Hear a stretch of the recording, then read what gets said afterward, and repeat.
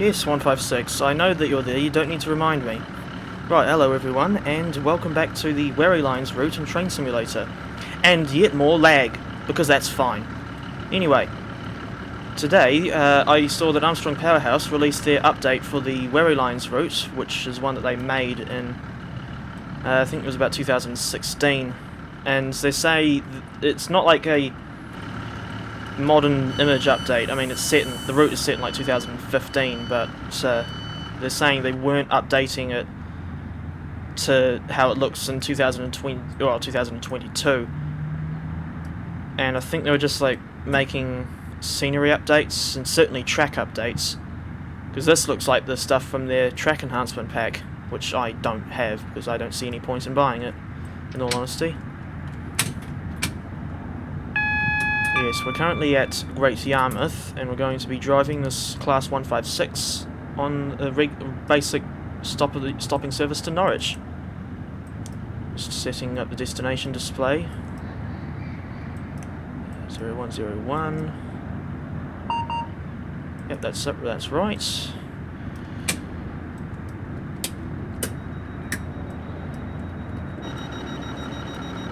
I just realised there's basically a run out of time to set up the GSMR screen. Oh well.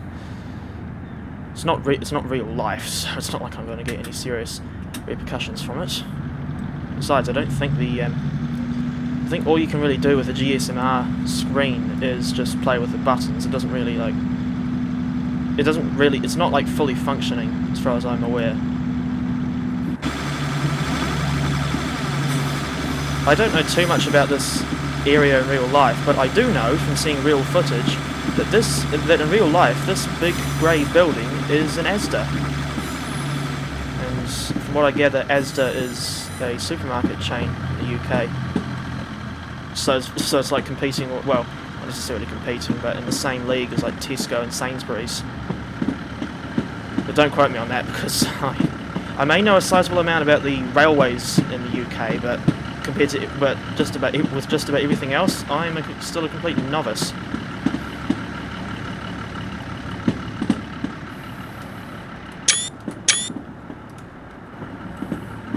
Of course, in real life, you don't get 156s on the Wherry Lines anymore, because these services are now run by the Stadler built Class 755s.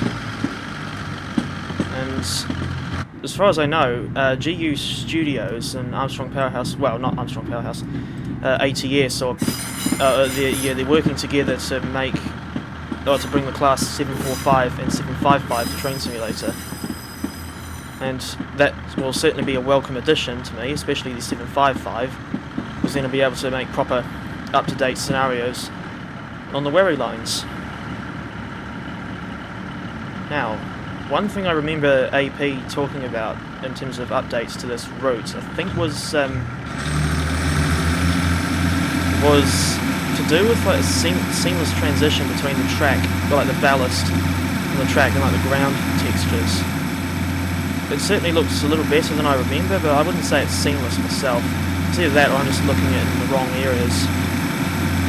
Anyway, of course, these are the disused carriage sidings, which I think they would have been used maybe back in the days when they used to do direct services to and from London, or like not cross country, or services from other like long distance trains from other parts of the UK. But all I know is that these days Great Yarmouth is a very simple affair in terms of rail services, because I think the only ones that it gets these days are just, for want of a better word, shuttles to and from Norwich, which go either via Reedham or, in this case, Acle. Of course, if you go via Reedham, you'll go past the rather unusual station called Burney Arms. Actually, come to think of it, another thing I've just remembered that AP have added to this updated version of the route is they've finally added a custom station model for Lowestoft. Although, incidentally, we're not going to Lowestoft today, unfortunately, but if I remember, I might record another video where I drive, I don't know, 170s or something, possibly Class 68s on a local called short set to go from Norwich to Lowestoft, and then I'll show you and then we'll see how the new station building looks. Well, I say it's a new building, but I mean a new model. I think for the longest time, Lowestoft Station didn't have a custom model, despite the fact that Norwich, Great Yarmouth and Burning Arms did have custom models. That's quite a nice little scene there, with the train rolling along past a little stream. That's actually one of my favourite scenes from this route, like that sort of angle. Is a windmill thing around here, or is that that's part of a bridge? No, I think the windmill was actually closer to Burning Arms, which is a fairly notable station because I believe it's one of only like possibly 4 stations in the UK that doesn't have road access. The only 2 other stations that I can think of that, well, besides Burning Arms, that don't have road access are Smallbrook Junction on the Isle of Wight and Corowa on the West Highland line. Speaking of things involving 156s, these units are also used on the West Highland line for the most part. And another thing I've just remembered that AP included as part of this update is they're saying they were supposed to, saying on the page, like the products page, that this update includes new liveries for the Class 156. Well, it's not really new liveries, it's just like additional versions of the Greater Anglia and like One Railways liveries, where it adds like extra decals promoting some of the branch lines that Greater Anglia operates. Like there was some 156 like banners that said like ride the Gainsborough line or ride the East Suffolk line, that sort of thing. I even went and reinstalled like this, or like re-downloaded this, or the updated 156 pack. For some reason I can't get those new liveries to show up in the game. As a result, I've had to stick with the essentially the default Greater Anglia livery here. That's not saying it. I mean, yes, I do. I'm not sure what's gone wrong there, but I'm thinking if AP were going to go and advertise that the Wherry Lines update includes some new liveries for the 156, they should have made sure that you'd actually get them in the game. Because, as I say, I for some reason can't get them online.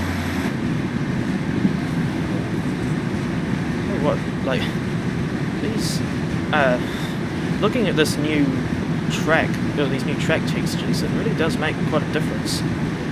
Because the other week, well, I say the other week, but quite a while ago, I think, not quite a while ago, recently I recorded a run from Norwich to Great Yarmouth with the Class 37.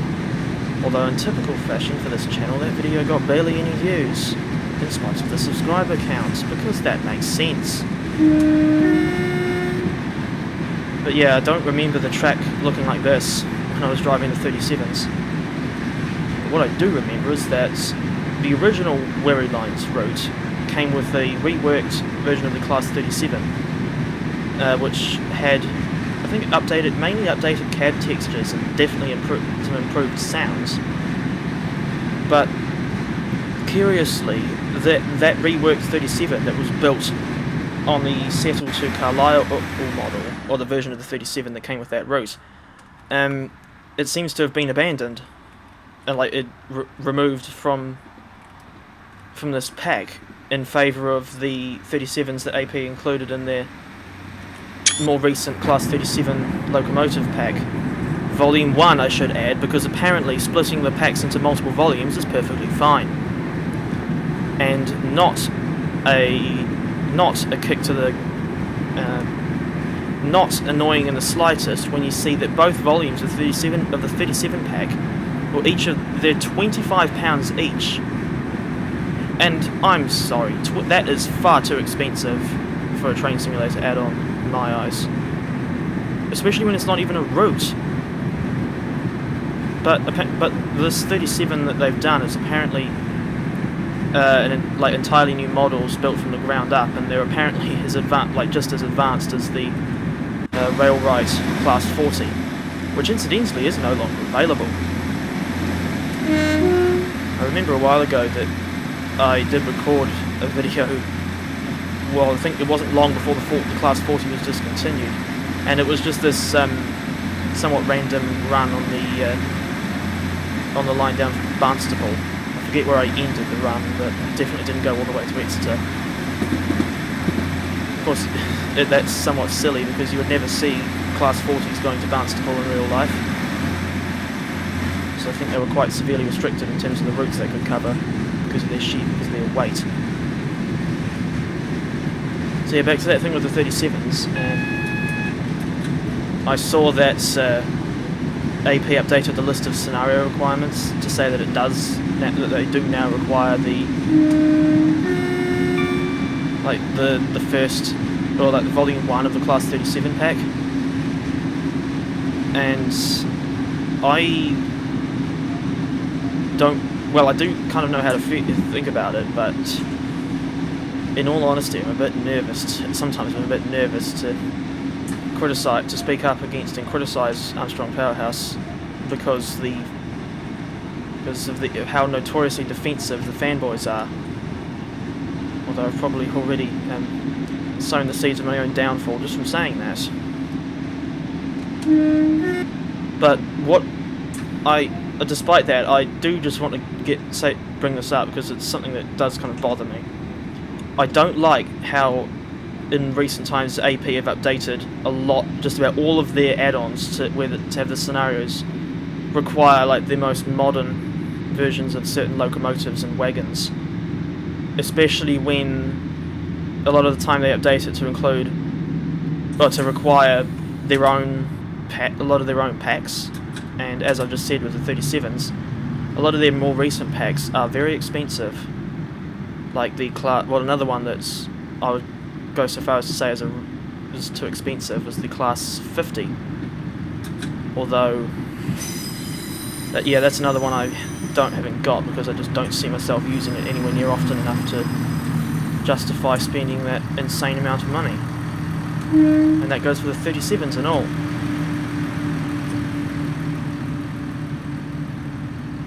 I think I've conveniently overshot the stop marker. Or not, because the doors have still opened on this front coach. Right, this is of course Acle, which is, not counting the double track section between Brundle and Norwich, it's the crossing point for services to Great Yarmouth. And this route, I should add, via Lingwood and Acle, is apparently the main route that trains take to get from Norwich to Great Yarmouth. There's not very many that go via Reading. Okay, I've screwed that up. I've put that in late. I think I'll have to go in and correct that mistake before I publish this scenario on the Alan Thomson Sim website. And there goes that 170. Of course, in real life, it's the motor power for these services is certainly completely standardised now that it's just the class 755s running the show.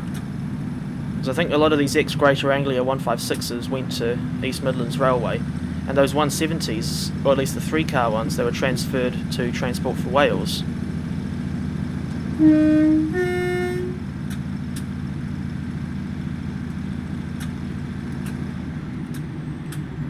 One thing I've just realised I've forgotten to mention that we saw back at Acle, or I saw while I was making that bloody graphics settings. I saw that there was this station shelter here, somewhere around here, and of course I've gone and had to lower the graphics settings ever so slightly, and despite that I still get the occasional lag, or inconsistent lag rather, because that's perfectly fine and not annoying in the slightest. Right, anyway, the next stop, if we can get there quickly enough, is Lingwood. Which, the timetable's a bit tight, although the timetable I used for this scenario is like the present day timetable, so it's obviously catered more towards the 755s rather than the older units. But I suppose if the AI is anything to go by, or like the rolling stock used in this scenario is anything to go by, it's set in like 2017 or 18.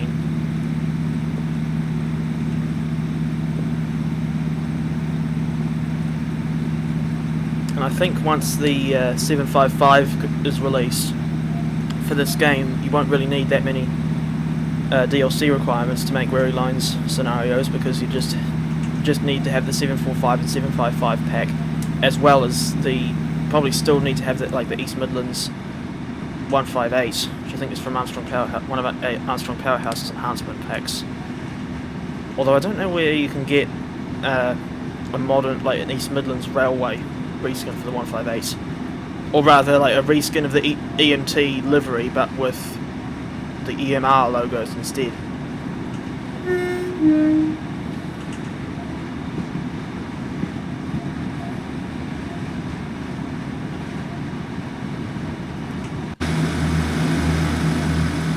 Yes, other than the different track textures and the station model that was supposed to be at Lingwood, but again I conveniently messed with the graphics settings without realising. I haven't really noticed that much that's different about this route.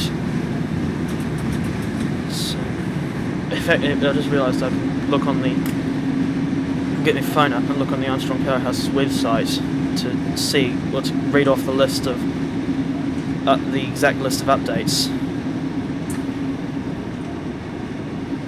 Of course, I'm trying to make sure I don't go too fast into the platform at Lingwood because it's relatively short, and of course the 156 is only a 2-car unit.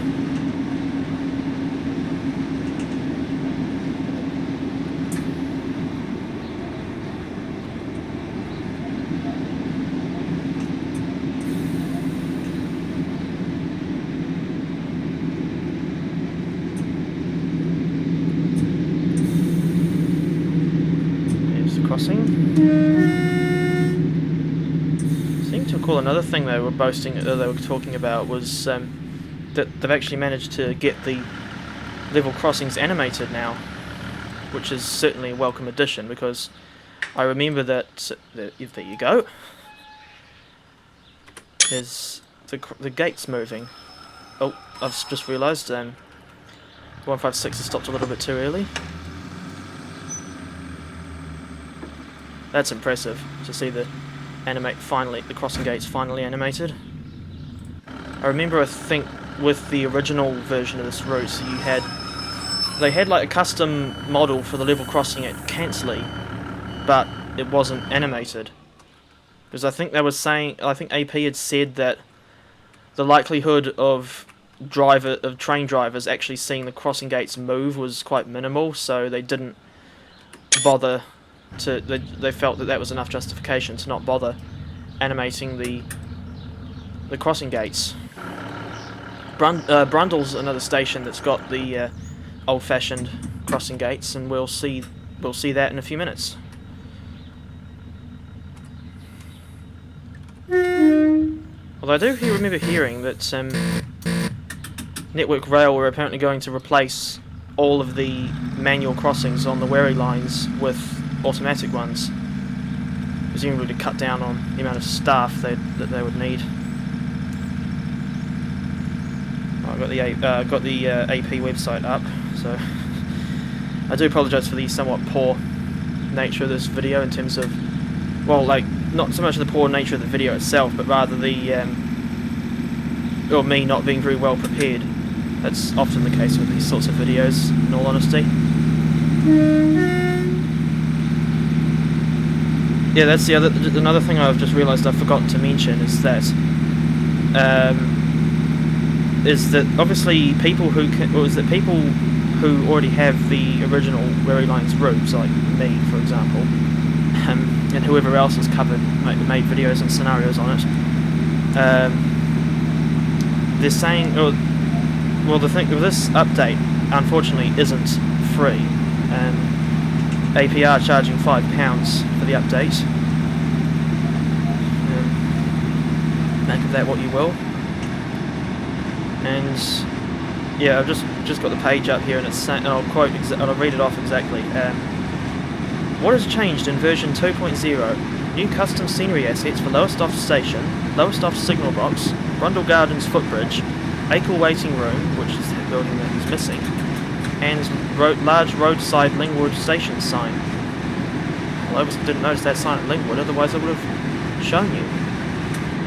Either that, or messing with the graphic settings might have made it disappear. Manual gated level crossings now open and close with sound. Well, we've already seen that back at Lingwood. Ballast colour has been changed. Ballast colour has been changed to match our track enhancement pack, and sections of continuously welded rail now use the track also found in our TEP. And like continuously welded rail, I think that's rail where you don't hear that classic noise. That's what because you hear that noise on jointed track. Because that so-called clickety-clack noise, I think that's what you hear when the wheels go over a track joint. And the next point, it says, grass has been laid between the ballast shoulder and boundary fence, which previously looked a little bare. I realise I'm going a bit too fast, but hopefully, with any luck, I'll have slowed down for this 25 speed limit in time. And yeah, what was I say? Grass has been laid between the ballast shoulder and boundary fence, which previously looked a little bare.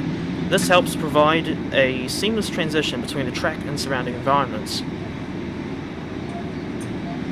Well, I can still see a big line transitioning between the track texture and the ground texture, so yeah, I'm not sure what that claim's about. Now, the next point, all overbridge embankments now have grass to improve visuals. I think I know what that's referring to. And signals Y55 and Y56 controlling access to... Okay, there's a lot of points here to bring up. I'll just mention one here that's referencing Brundle, saying, in reality, a section of track between Buckingham and Brundle heading towards Norwich produces the classic roaring rails sound caused by rail corrugation, something not heard too often on today's rail network, saying that this has been simulated. Okay, I think we've got the stop marker right. Yep, we do. And yet the doors only open on the rear coach. Just curious. I would have thought in real life that you'd be able to... Oh, well, I suppose you wouldn't be able to open this door. But all the other three would be fine. And there's the famous... Well, there's the unique manual crossing. I like that little lamp you can just see there above the stop sign. I don't think that was there on the original Wherry Lines. Oh, this weird floating sign. I don't know if that's anything to do with my graphics settings or just a mistake. Unless it's meant to be a signal box here and it's disappeared with the dodgy graphics settings. What the hell?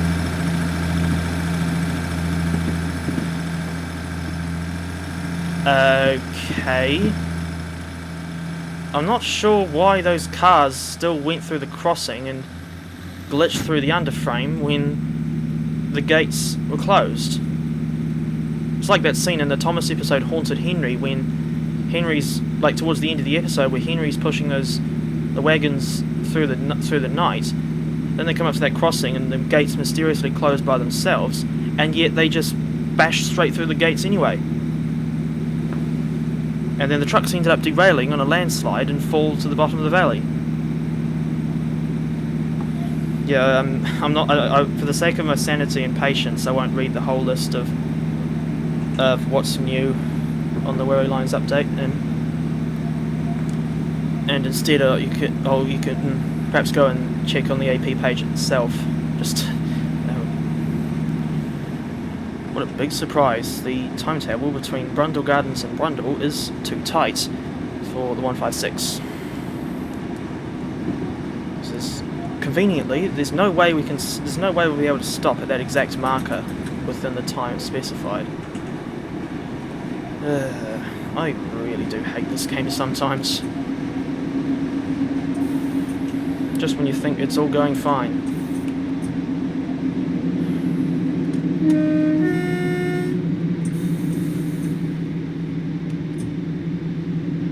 No sign of a footbridge. Oh, come on, silly unit. Stop!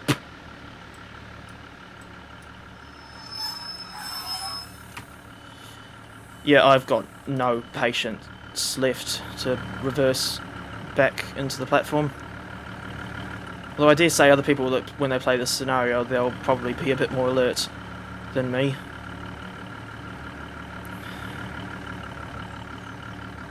Yes, I think I'll have to set the scenery density display back onto full once I've finished this run.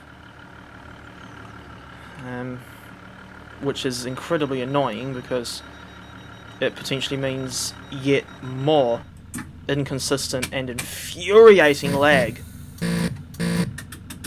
But yeah, it's bloody typical. You can't seem to balance a decent frame rate with no lag and acceptable graphics without spending like thousands of dollars on a fancy computer. Typical. Typical. Typical. Typical. Right, well that was our last stop, and now we've only got about, showing there, 4.6 miles to Norwich, where of course passengers can change for other Greater Anglia services to like Cambridge, Sheringham, where else? Ipswich, well yeah, London.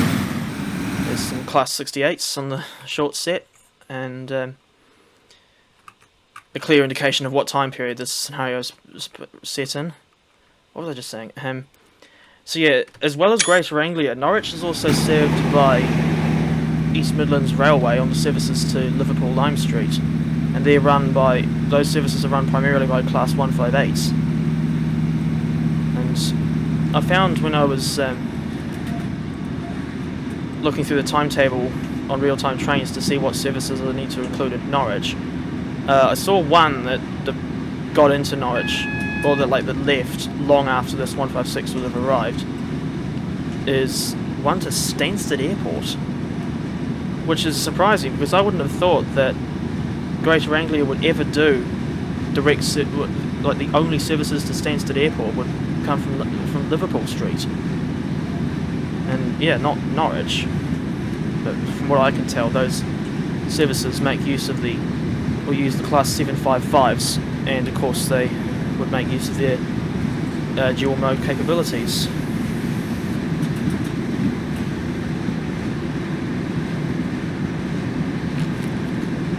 There's this interesting bridge where locomotive hauled consists have to slow down to.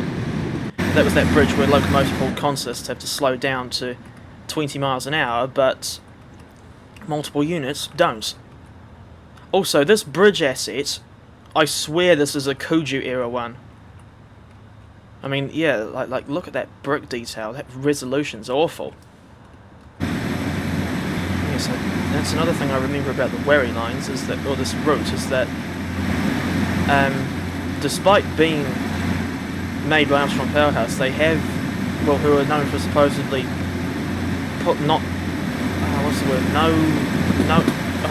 like their sheer attention to detail and that sort of thing. And yet a lot of the crossings, like this one, I think, this doesn't look like a custom model. And if anything, I think it's just another old Kuju one or something, or that's what it looks like to me. I mean, it's not like what we saw back at Lingwood and Brundle, where those crossings were custom models. One thing it said on the website was that, well, on the AP website, was that the crossing at Oulton Broad North has been updated, and I'm yet to check that for myself. I hope they're not lying. Although I think AP sort of have lied in the past, where I seem to recall one of their early posts before the route was even released was talking about, or boasting about, how all of the crossings were custom models, and yet, as I think Maverick Hunter Daniel proved, they lied on that front, and instead just randomly, or just kept using old Kuju assets at certain places.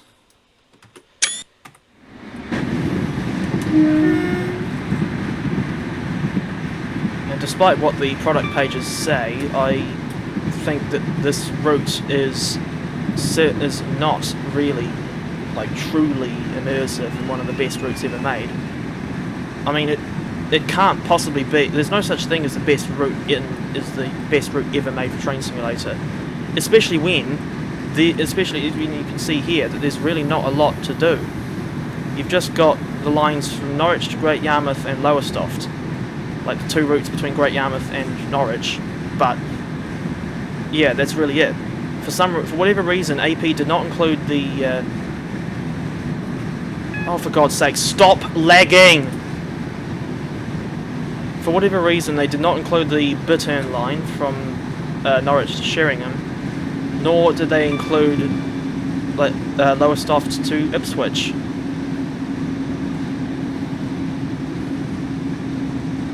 Yeah, in case you couldn't tell, I've really had enough of this blasted lag.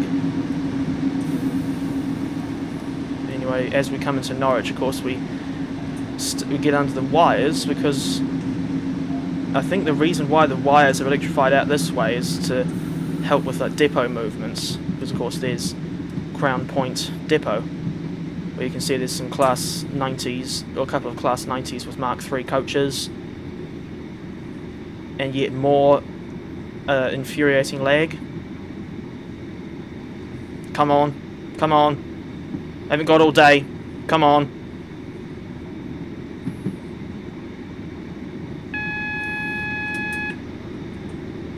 And yeah, I don't know too much about the depot, like in terms of what is stable there in real life, although I dare say currently it's probably just 745s and 755s. But for this scenario, I've obviously gone and placed some Class 90s, a 156 over there, 170, and a 158.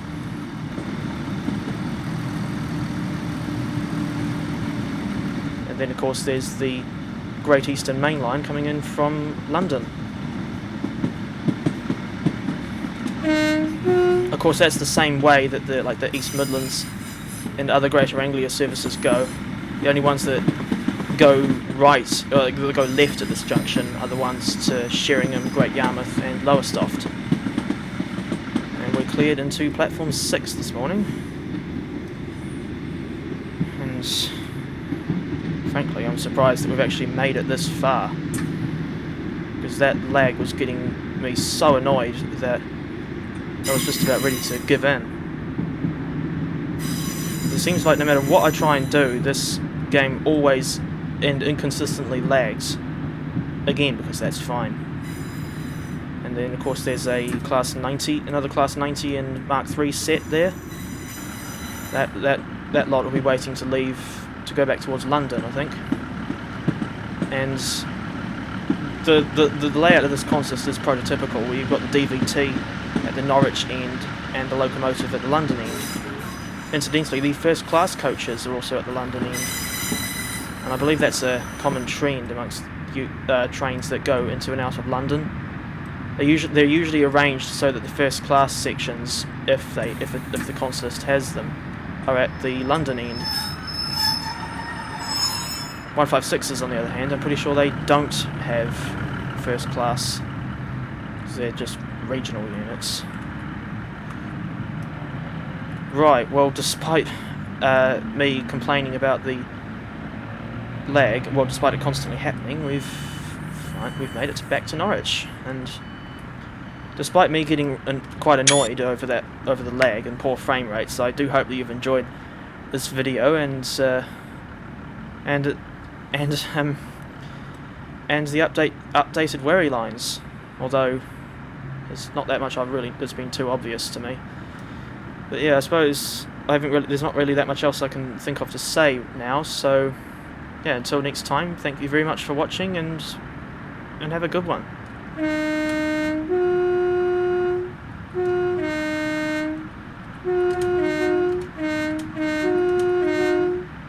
I almost managed the Funky Town tune there, but for some reason I screwed it up.